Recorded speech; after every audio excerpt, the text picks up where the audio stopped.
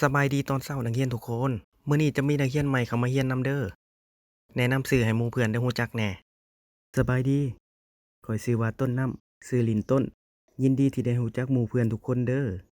ยังมีบอนว่างบอนหนึ่งต้นไปนั่งนำน้ำผ้าใสเลยเด้อโดย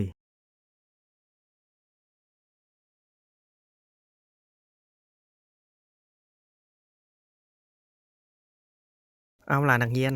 เอาปึ้มขึ้นมามื้อนี้เราจะเรียนวิชาชีวศาสตร์เปิดไปที่หน้า27เราจะเรียนเกี่ยวกับเรื่องหัวใจหัวใจเป็นอวัยวะกล้ามเนื้อซึ่งสูบเลือดทอหลอดเลือดไปยังส่วนต่างๆของร่างกายโดยการหดตัวเป็นจังหวะซ้ำๆ หัวใจมนุษย์ปกติเต้น72ครั้งต่อนาทีและจะเต้นไวขึ้นเมื่อเกิดอาการเขินอายแสดงว่าตกคุมหักไผบางคน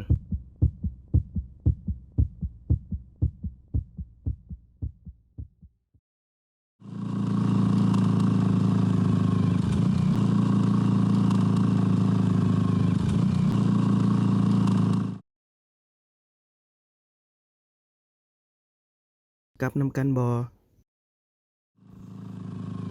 ข่อยซื้อต้นเด้อเจ้าแนะนำเลยได้มื้อเช้านี้ข้อยซื้อฟ้าใสเด้อเอิ้นฟ้าซื่อๆก็ได้ว่าแต่เจ้าคือย้ายโรงเรียนกลางเทอมย้ายนำพ่อแม่เราเฮ็ดเวียกโครงการก็ต้องได้ย้ายตามเพิ่นย้ายมากลางเทอมแบบนี้สิเรียนทันหมู่อยู่บ่ต้องได้หาไผจักคนมาสอนให้ตื่มเอ่อหมายถึงหมู่ครูที่อยู่หอเฮือนข้อยซื้อไปอีกประมาณ300เมตรแนวเลี้ยวขวาขอบใจที่มาส่งเด้อตอนไปโรงเรียนเจ้าไปแนวใดแต่ก่อนก็ขี่รถจักรไปรถยังเอาไปแปลงอยู่ห้านข่อยสิมารับเด้อจนกว่ารถเจ้าสิแปลงแล้วพุ่นล่ะได้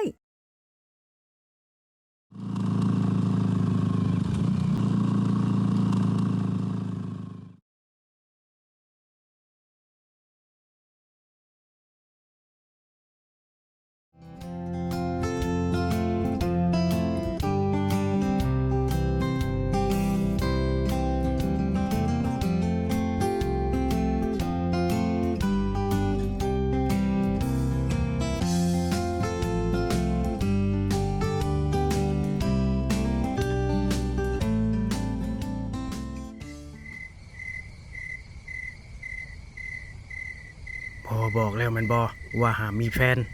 มีหน้าที่เรียนก็เรียนไป ลูกกับเราเป็นเพียงแต่หมู่กันจังใดมันก็บ่คือผู้หญิงซ้อนท้ายผู้ชายมันบ่งามถ้าคนอื่นเขาเห็นเขาสินินทาเอาพ่อสิไปใส่ใจเห็นหยังกับคำเว้าคนอื่นเข้าไปในเรือนได้แล้วบ่ต้องมายืนเถียงพ่อสั่งห้ามเลยเด้อห้ามไปยุ่งกับมันอีกนี่คือคำสั่ง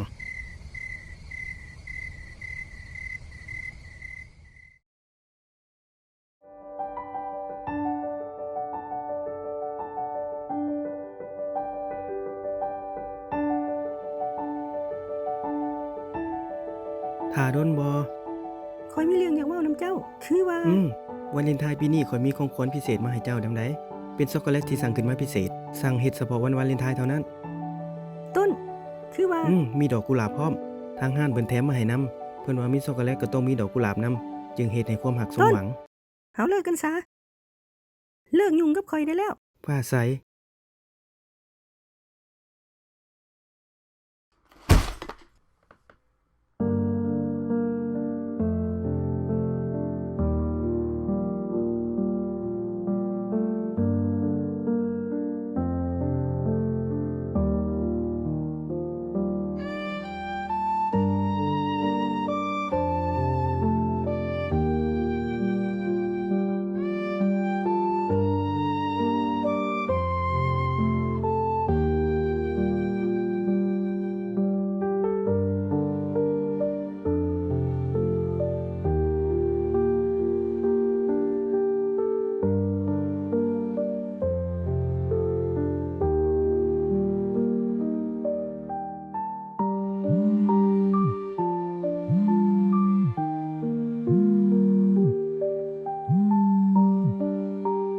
ต้นฟ้าใสเจ้าอยู่ไสฮู้บ่ข้อยคิดฮอดเจ้า